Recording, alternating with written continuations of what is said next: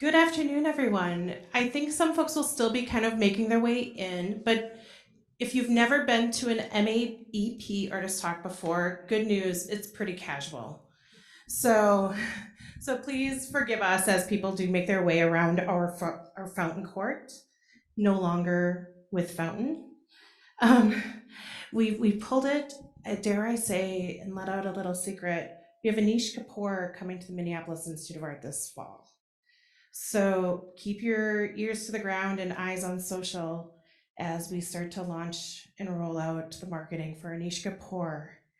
It's one of 3 American stops and organized here by the Minneapolis Institute of Art. Tonight, I'm very honored to introduce our guest of honor, Lisa Bergh. My name is Nicole E. Soukup, and I am the Assistant Curator of Contemporary Art and the Coordinator for the Minnesota Artist Exhibition Program, or the MAEP. The MAEP is going to be celebrating its 50th anniversary in 2025, so stay tuned for more information on that front. You can tune in for any of our exhibition news or programs, as you have all found out, via artsmia.org. So before I introduce Lisa in great depth, I do want to mention we will not be having Q&A tonight, but if you do want to stop and chat with us after the talk, you can meet us outside of the auditorium, just right in the small hallway, or over in the US Bank galleries. I'll be heading over that way after the talk tonight. So the last thing I do want to mention is if you do have your cell phone on, please do make sure you turn it up to silent real quick. No judgments for anyone. I just did it myself. And then finally, I'm asking that we put our phones on silent because tonight's talk will be recorded. So if you know anyone who could not make it tonight and is celebrating the 40 degrees outside, it is going to be posted online in the next 2 weeks. So with that, it's my great pleasure to introduce Lisa Bergh. Through sculpture and assemblage, Lisa creates spaces of wonder and close exploration, a delightful treat in our hyper-fast digital age. Her translucent, abstract works allude to fragmented maps of places, memories, and experiences. And to move among them is to negotiate our internal emotional worlds. Lisa is an advocate of rural arts and the co-founder and co-curator of the Traveling Museum, a mobile art lab. She lives in New London, Minnesota, with her family. So with that, and without further ado, if you have not made it to see the show, it's on view through February 25th in the US Bank Gallery. So if you exit and you just walk down the hall about 200 feet, you'll see it. Like I said, just out the door and to your left. And so, Lisa, hello. So let's walk through the exhibition a little bit. Sure. Where did the idea for topography come from? It comes from an ongoing interest in how I move through space and think about the experience of space and an ongoing interest in sense memory and all of those ideas. There's like, I don't even know how to start because the way I think about my work and my practice, it's like an idea over here, idea over. So it's hard to like pick one point. So we can talk about the materiality, we can talk about my interest in formalism, I'm a conceptual artist, my interest in abstraction. So it's always that stew that starts it. Somebody once said that the creative process is as mushy as pea soup. Yes. So maybe let's start a couple of years from now and the work that kind of led up to this moment. And so I want to take us, and maybe we can talk a little bit about materiality. Yep. Because in this work, which is from your Sentimental Cartography series, the paintings are literally coming off the wall and entering space. And we have this deep investigation into color. And then this really fantastic show, which was your last solo show before the MAEP, is Zenith Confusion at the Washington Pavilion in Sioux Falls, South Dakota. What kind of brought you to the practice that we see in topography? This interest in color and formal qualities. It was the finding the material. So Yeah. prior to that, I was working with paper, and I would paint paper, and I was using flash paint. And so, I don't know, painters, the flash paint really absorbs all the color, and it's really dense and flat. And then I accidentally found the vinyl material. So I thought, I was shopping with my daughter one day and saw some hot pink vinyl material on a clearance rack. And I thought, this is pretty interesting. It was during COVID. I wasn't making anything because COVID was the least productive time ever for, I don't know about for you guys, but it was for me.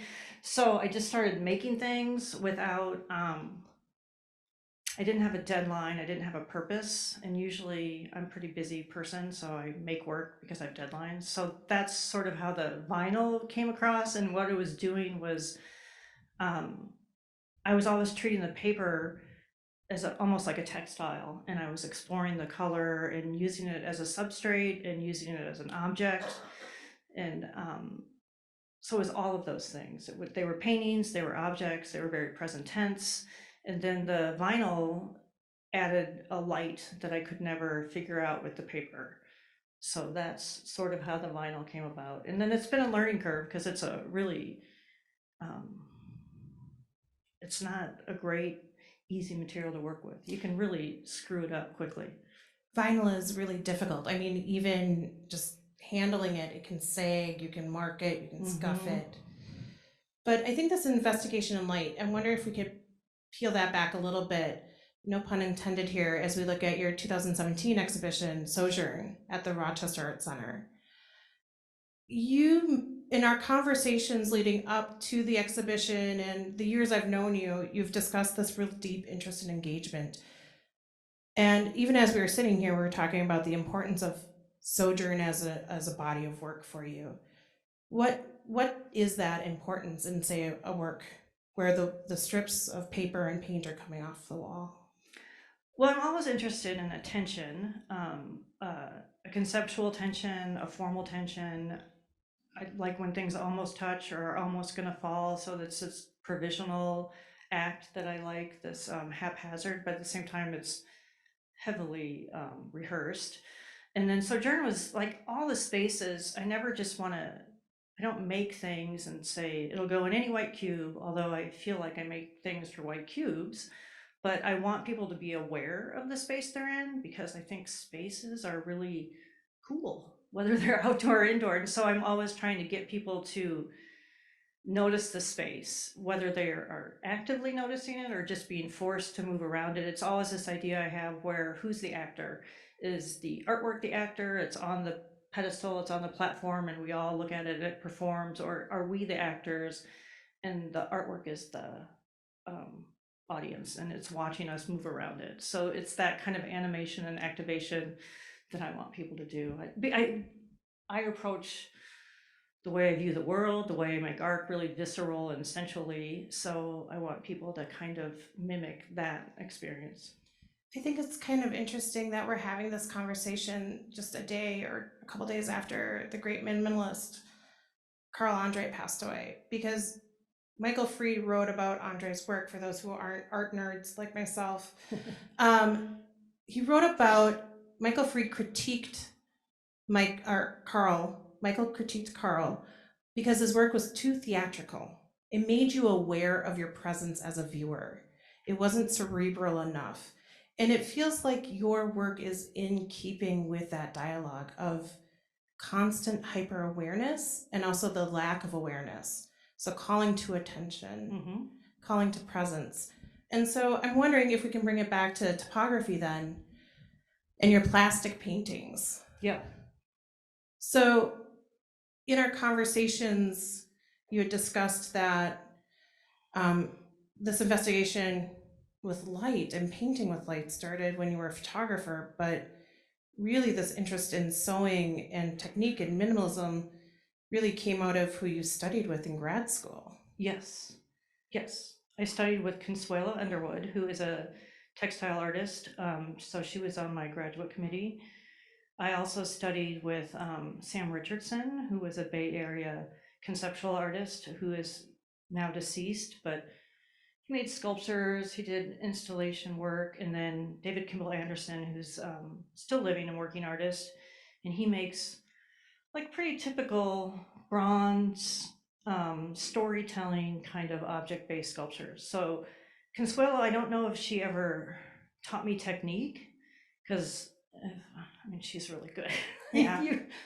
Consuelo didn't teach me technique, but she taught me work ethic, and she taught me how to be a woman in the art world, What does that mean for you? just how to hustle and how to get your foot in the door and keep it there, and just how to navigate the world. It's hard. It's changing. It's a lot different. I mean, I don't really want to articulate how long ago I went to grad school, but No, it's you don't have been to. a couple No decades. pressure.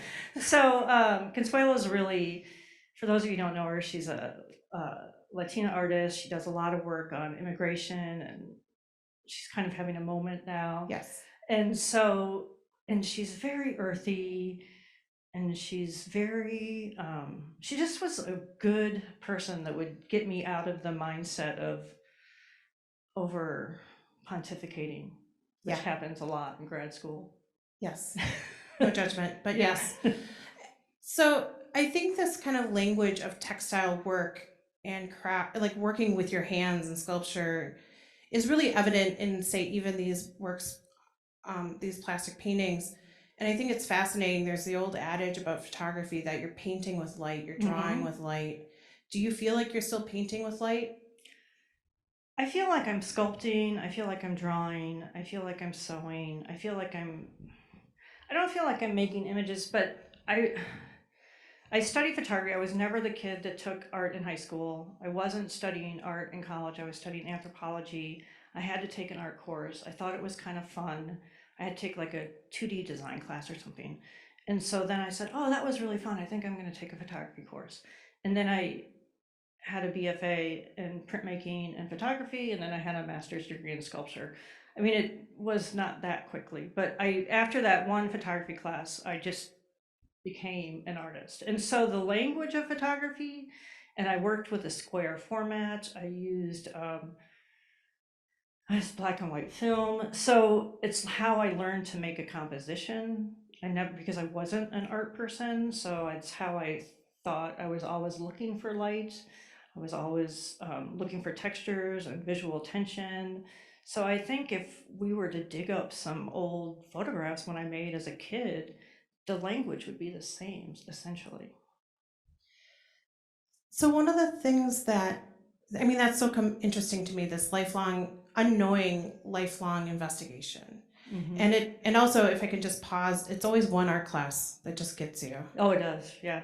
Yeah. Do you feel that as a professor? Yeah. Like you get that one kid with that one class? Yeah. I'm always like, oh, that's the one. Yeah. Okay. Good. It's not just an like Yeah. outside It's usually the observation. one that's like, I don't know what I'm doing. I'm like, oh, you're an artist. Yeah. They're You can't decide you're an artist. not to stereotype, but there might be some truth in that. And so that kind of brings us to the second stage of this room. But I think even the photographs, for those of you who've seen the show, might be kind of wondering if our photographers' color balance is off, but really the works are slippery. They don't photograph the way you would think. The layering that you do with the colors are really subtle but important and impactful. Can you talk about the role of color in your work? Well, it's kind of new, sort of, I think. I mean, in graduate school, I was making large scale tapestries about the Midwestern landscape. I was in the Bay Area, and there was no color in the work. It was just white. And I was working with wax and thread because I was working with Suela, and so it was all processed. And so the subject matter really hasn't changed, but the color is just, you can't pin me down. I'm not going to be making vinyl works forever. I don't know how long I'll do this. I'm not going to. So the color, I guess, started with the flash paint. At some point, I was like, oh, this flash paint's kind of cool. I don't know where I got a sample of it or something. So that's really what directs my work, is an introduction to a material. And it's always I like to learn new things. I start most of my ideas with, I wonder what will happen if. So the vinyl and the color is just, it's really hard, Yeah. like to figure out. And I didn't get a lot of color theory in college because I went to the U of A, and so it was very slack, and we were all conceptual artists, so we didn't take color theory. Well, to clarify real quick, the University of Arizona. Arizona, not University of Alabama No, or Arizona. Alaska. Yeah. I'm from the SEC, so I have to clarify for any of the sports fans out there. So I think, but there's something universal about color, even if we all see color differently. Mm-hmm. And I've been thinking a lot about this now as a young parent or parent of a young child. I'm not saying I'm young, but one of the first things you do with your child is you learn to mix colors with them, usually in a Mhm. baggie or through finger painting. Do you hear when people talk about your art or are talking to you about your art, do you hear that kind of color fascination? It's eye candy. I mean, I'm not gonna try to pretend it's not. You put some hot pink vinyl, stretch it across a canvas, it's eye candy. I'm asking you to look at it. I want to seduce you. I'm not gonna, well, behind the curtain, that's what's happening. This show, particularly, it was really material driven. The vinyl I buy out of LA is, I'm just buying what they have in stock, right? And so then I'm like, okay, which colors? I mean, and there is quite an inventory and quite an industry, right? And so there's all sorts of things I can buy, but I'm gravitating to this, the translucent kind, because it does so many different things. And so it's my curiosity. I don't know if you're supposed to say this either, but I start with an audience of me. That's I'm okay to not say. thinking about any of you. I'm thinking about what I am curious in making and what I wonder about and what will happen if I put these things together. But I do want you to look at it. So to give you guys some idea of what we're talking about, so the work here on your left is actually the same color blue that's overlaid as the plastic painting across the room from it. Yeah. But Lisa put a yellow vinyl strip behind it. And so in the lighting, and as you walk past it, you get hints of yellow, you get hints of teal, but really it looks black from a distance. And then below that sagging stretch of green on the left is actually a light blue. And so the layering of color has this effect on our eyes, and we read it as a different color simply by the way maybe a yellow and blue are set next to each other, as opposed to that same yellow being set next to a red. The colors will inherently read differently when you start to layer them and position them next to each other because of the way that our cornea and the cones in our eyes adapt to color. And what gets even more, again, I apologize, I'm going to geek out. But what gets even more fascinating is the colors I see are different than the colors you see because of the shape of our eyes. So inherently, without maybe centering this, or maybe you enjoy the happenstance of it, but by using the materials that you have access to, you create these really intensely scientific objects. Yeah. I like science. Art is science. I don't really ever separate them. I think artists and scientists are essentially the same kind of beings. They wonder about something and they go about investigating it and doing experiments and present their findings. So, yes, it is science. It is, I like how it's different for everyone. I like how it changes when you move across it because that's how the natural world looks and how we experience the natural world. And you'll maybe walk by dark trees and the color changes, and then the light in the fall is always different than the light in the spring. And so, yes, all of that. I agree. Well, that's easy. Talk done. But coming back to this work in the back, and I want to talk a little bit about the titling. Your titles are incredibly fragmented and poetic. What is it about fragmentation that drives your interest or curiosity? It's how my brain works. And I was talking to my husband on the way drive here about how to talk about how we how I experience, but how everyone experiences space. And I live in the countryside. I'm not a farmer. I don't know anything about farming. I'm not really connected to farming, but I'm always traveling through these workspaces. And Andy was like, so we're going to quote him that it's like the cinema in my windshield, and that there's this rhythm that starts where there's like a line of trees between two fields, or there's a silo, or there's a barn, or there's some guy's stuff piled up that's all rusty and looks completely disorganized, but is actually quite beautiful. Looks like contemporary sculpture that you might see in Brooklyn, right? So it's that kind of language is that I'm always seeing. And then I'm not good at always titling things. It's hard. I'm not going to lie. I told you this on some of these. I relied on ChatGPT to help me with some titles. Sometimes it's really specific, and I'm like, oh, I'm going to make a painting about this concept or this experience or this memory or this sensation. And other times it's like, I'm going to combine these materials and these like really complex layering of ideas or thoughts, and then I think, well, I need a title that sums it all up. So there's like, if we talk about marker, that one is on the screen. I like blaze orange as a color, and also blaze orange is in my environment all the time. It's on snow fences, it's on deer caps. It's just, and it's actually a pretty cool color, and it's also not a rural color. It's just a blaze orange. It's everywhere. It's a hazard sign. It's also really, I think it's just exciting. And so I like to use that color because it grounds, and it's just so different and flat compared to all my other work. And so I think about when I'm fishing and there's a marker. And then also the other day, Andy said, I was just driving by the golf course and there was like this orange marker. Is that what you drove by for that piece? And I was like, no. So this piece was like an idea of like marking space, but then you can, I guess you can find it in the environment. I just don't even notice, right? So, and it's also an aerial view, and it's an idea. It's a petite version of a bigger idea. Well, and I think it's this back to this being present in the environment without maybe or calling to our attention because we are consumed by our own inner worlds. Mm-hmm. And I think this work and the work that's right next to it too is elusive.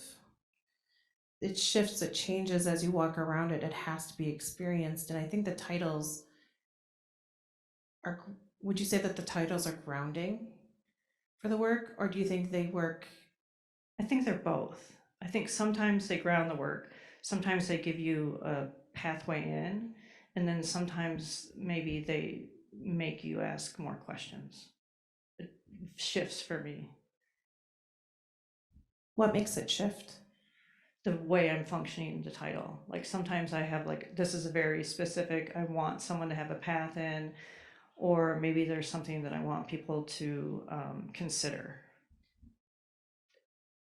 But from an outsider's perspective, do you care that they get that specificity from? No, What do you want a visitor to take away? whatever they want, right? No, I mean, I guess I want them to be attracted to the colors. I want them to have a visceral connection. I think there's this idea of figuration in my work, that the figure's always present, whether it's the viewer, right? I'm always considering the figure. I want them to, well, like Elworth Kelly Walls wanted people to look at his work for a long time. He would always talk about like, oh, you need more time with it. I just want people to slow down and look at it, right? And so I think that the more I make things, I'm like, what can I do to get people to look at this longer, to just slow down and look at it? What is it that do you think is it that our experiences are so sped up that we require slow looking? Well, I've been wanting people to slow down in my work since I've been making work. Yeah. So for 30 years. But and then it's hard because I think what I like about this work is that it feels really Instagrammable, right? But then when you go try to Instagram it, good luck, right? It's complicated. So it feels like a good selfie, but it's going to be hard to get it right. Yeah, I guess we're busy. And then I like things that have my hand in it, so that there's always a provisional thing that I'm interested in. So I like when people are like, oh, there's this little thread floating. I want people to know that a human being made it. So that brings us back to this conversation, and we've mentioned Consuela Underwood and Sam Richardson, and you mentioned Ellsworth Kelly. Even during installation, we were making a lot of Ellsworth Kelly jokes and references. Yeah. Yeah. But you had also mentioned Agnes Martin, and Agnes's practice was all about repetition and Yeah. making. Yeah. Your work on the surface level looks repetitive, but it really isn't. It's quite individualistic. Yes. I try really hard to make every piece unique. So I'm hardly ever like, I'm going to make this one in red, and then I'm going to make it in blue, and then I'm going to make it in yellow. Like, they all feel like one thing, and they're all super individual. And sometimes on their own, they really don't hold up. Sometimes they really need like a pack to make sense. But yeah, it's hard for me to keep making the same idea, although I am using the same moves, I think, over and over. Like, I've been making a horizontal mark across long tapestries since 1995. And you mentioned the square format, right? The Yeah. square format camera, and then here for your plastic paintings, the square format of the stretcher. Do you and even in the show, the square cutout? Mm-hmm. What is? I think you had mentioned that your husband had said it was a cinema screen. The windshield. The Like, windshield was a yeah. cinema screen. I wonder if it's more of a viewfinder. Yeah. Because it seems to you have almost like you're capturing moments. Am I wrong there? No, Or that's exactly what I'm trying to do. And moments of gesture, moments of yeah, and it takes a, like, when I did the proposal, I thought that those little plastic paintings, when I'm trying to schedule the production time for the show, I was like, oh, I'm gonna whip those out in a month. I'll just pack them up, put them away, and I'll start the big work. And I was working on those plastic paintings up until the night before the guys came to pick up the work, and it was extremely hard. I was struggling like crazy because it's like, I think it's really easy to just keep layering, and not easy. Everything is hard. Art making is hard. So I'm not trying to do that. But my own naivete was like, I'm just going to repeat these moves, but I couldn't repeat the same move twice. I just couldn't do it. And then to find just the right amount of gesture, just the right amount of provisional, just the right color. And then, well, I did that there. I can't do it again. So yeah, it was a good lesson for me. It was really hard to make those. I just want to take a beat for those who are not familiar with the Minnesota Artist Exhibition Program.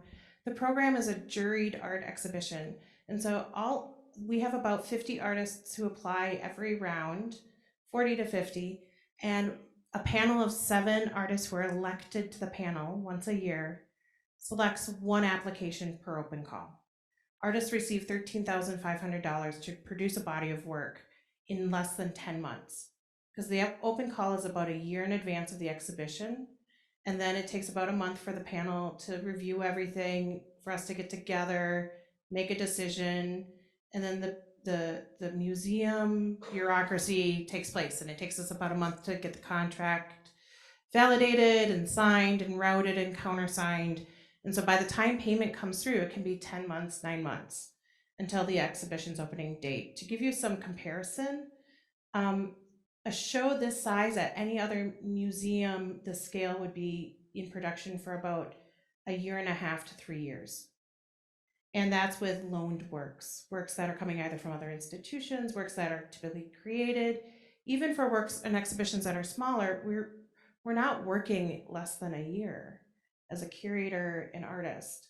And so this program puts extreme pressure on the artist to produce and know what they want to make. And oftentimes it's an ideal that they propose with, and then the reality sets in.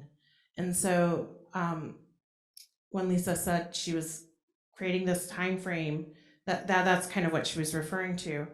But I digress. I want to I apologize, we hadn't discussed this, but I want to pick apart a word for, I wonder if I can put a little pressure. Yeah. Provisional. Yes. How do you see that word being defined? Oh, I don't know. I feel like it's a little hip, right? But there's a casualness to the work, and that it feels maybe untrained, or I don't know. I feel like I need an art historian to fully define it. But the way I approach it is casual, and it appears unintentional, or it's just the material, and there's not a lot of manipulation. It's just there. Would you agree? I feel like you would be better. Well, I mean, let's see. I think, well, when I think of provisional, and we had this conversation too, Mhm. when you look at artists, and maybe this is because I've been thinking a lot about artistic legacy with the Jim Denemy exhibition, the lyrical artwork of Jim Denemy. Really, provisional really came out of a dialogue that was happening in the American art world in the 1970s. So Consuela Underwood, Sam Richardson, who you studied with, and it really is about using what you have at hand. It's about using sustainable resources, but also in that kind of 70s vibe. I was born a little after that, so I only know from textbooks. But the reality is, it's really using what you have at hand to create something. And so provisional being accessible. Yeah. And so yeah, I think how you define it, I think hip is interesting, and accessible for sure. Yeah. Do you? How do you had mentioned that it's tricky to Instagram your art, but as we were starting tonight's conversation, you had mentioned your feed is filled with your own art. Yeah. Have they been doing a good job Instagramming Yeah, it? they have actually. So, and then I applied for something and I didn't have pictures yet, and I went through my Instagram, and everywhere I was tagged, I messaged people like, "Hey, I'm applying for something. Could you send me your Instagram pictures of my work?" And most everyone did. Nice. Yeah. I Crowdsourcing. well, yeah, Yes. crowdsourcing is one way to get images of your work, everybody. Also check your inboxes on Instagram. You might have had a message from Lisa. But I think this, what I'm trying to get at is this notion of accessibility and popularism. Yeah. I think when you talk about, even say, so a work about like marker or this really beautiful tapestry in front of us, and I got a little too into the conversation around provisional, but even a work like Beacon, I think you're describing an accessibility and a casualness of your own environment. Oh yeah. Do you has the everyday, has the minutia of daily life always been inspirational to you? Yes. I think that's where beauty is. I just find that stuff interesting. I haven't taken a lot of pictures lately, but I typically will take like anywhere from 5 to 15 pictures a day. Like I was just getting coffee earlier today, and there was this like great yellow wall. Go look on my Instagram, it's up. And there was like French music playing, and there was this yellow wall and a yellow chair, and I took a picture of that because I'm like, wow, this is a great experience I'm having in this place. And stay tuned, it'll probably be an artwork, right? So yeah, it's all those little moments, because I just like to get philosophical. Life is made up of little moments, not the big ones, right? So I guess, yeah, I like the little stuff. And then to make it big and macho is even better, right? Oh, there's so much to unpack there. That's the feminist in me, right? I want to Yeah. take a little thing that's delicate and make it 16 feet big. Why? Because Why I is can. bigger better? Because I can, right? Like it's Yeah. like any artist. Like give me a space, I will fill it up. And you did. Yeah. And so I wonder if you could talk a little bit more about, because it was interesting too, in preparing for your show, one of the first things you had told me was, I'm only going to have one thing kind of fill the space. And you had talked about the central sculpture. Your your more recent exhibitions had more sculptural elements to them. What was it about the space and this one work that demanded almost a central attention? That's a good question. I think it's a marker of time. And then it also was to draw people around clockwise or counterclockwise to rotate around it. And then as I slowly made the work and start to think about where it was, it started to feel like a seasonal journey in the space. Not literally necessarily, but there's like timestamps of when I was making the work in the last 10 months and then when I was thinking about different experiences. So I just want people to move around the space. And then I think it's like a minimalist thing to be like, how ballsy can I be just to put one thing in there and say, this was it? I mean, fair enough. Yeah, I mean, it's really like, it's not that heady. It's just like a, Just a thing. yeah. But I think it's interesting you called it a marker of time. The work in the label, I wrote that the work was inspired by your driving past a grain silo. The middle one, yes. Yes, yes. Which you referred to as a marker of time, whether it was driving past it at 4 p.m. and the light looked different, It's always changing all the time.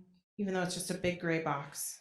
Yeah, well, it's got lots of sides, and then it's for those of you in the area, it's the East Lake Lillian. It's on the corner of 4 and 7, and Highway there, 4 and Highway 7. yeah, and there's the old dilapidated elevator that is no longer functioning, and then a little bit further down, right on 4 and 7, is the brand new elevator. But the old elevator that is still there is like it's like a modernist sculpture, and it's just anytime you drive by it, whether it's foggy, whether it's snowing, and then it's also a landmark because I drive a lot, I commute, so it's like depends on the weather and the road conditions, but I can get from my driveway to my work parking lot anywhere from 55 to 63 minutes. And so I know, like, oh, I'm at the silo, I got like 16 minutes left, right? So it's usually, it's just a marker for me. It's a personal marker. No, I think there's poetics in that, right? Yeah. I think we all have those landmarks that we notice on our commute into work, whether like I'm commuting from North Minneapolis, Mm-hmm. which I'm never going to complain about my 12-minute commute again. But, I think also when you talk about an artist like Eva Hesse, Mm-hmm. who was really known for creating these landmarks and establishing these spaces within the minimalist statements. And putting her foot into the room. Yeah, talk about that a little bit more, because you get excited when you talk about Agnes Martin, or not Agnes Martin, Eva Hesse. But Well, I mean, she was, as a young artist, I feel like we all had our Eva Hesse period, right? And so I just really like how she used materials and they look like they're going to maybe fall apart. And I feel like I still rip her off a little, right? And just the way they sag, they feel sad, they feel strong. There's just a lot of memory to them. It's a lot of the artists that are important to me, their work is present tense. And so even though Ava is long gone, I think when you go to see her work in person, it feels really present tense. And so when I was making works on paper a lot, I didn't always frame them because I think that when you put artwork in a frame behind glass, it becomes past tense, like a diploma on the wall, like a family picture, like it no longer, it's not happening anymore, it happened in the past. So I always want my work to feel present and in the moment and animated and like us, changing and breathing and present. I think it's interesting. So, for those of you who maybe saw the show right after it opened, I really encourage you to go see it again tonight or to come back before the show closes on February 25th, because the vinyl is moving. Yeah, I just noticed tonight, I was like, wow, that's really changing. Yeah. In good ways and ways that I hope you don't mind, but it is Vinyl has, for the conservationists in the room and for the curators in the room, Sorry. no, no worries. Well, apologies. But also, we always say cotton has memory. So when a painting on cotton canvas gets damaged, the cotton will remember and go back to its tense form. Vinyl, on the other hand, it doesn't have memory and it doesn't care. It's like a No. cat. Yeah. It It's just stretches stretching. out, it'll lay there, it'll curl up, Yeah. it'll sag. It is alive in a lot of ways because vinyl is plastic and plastic is a sustained state of fluidity. It is the fourth state, Yeah. much like glass or even ice to a certain extent. And so you talk about it being accessible and being able to breathe. Do you see your work as you've alluded to this, but I just want to spell out, do you see your work as being figurative? To some degree, and sometimes I'll do little things like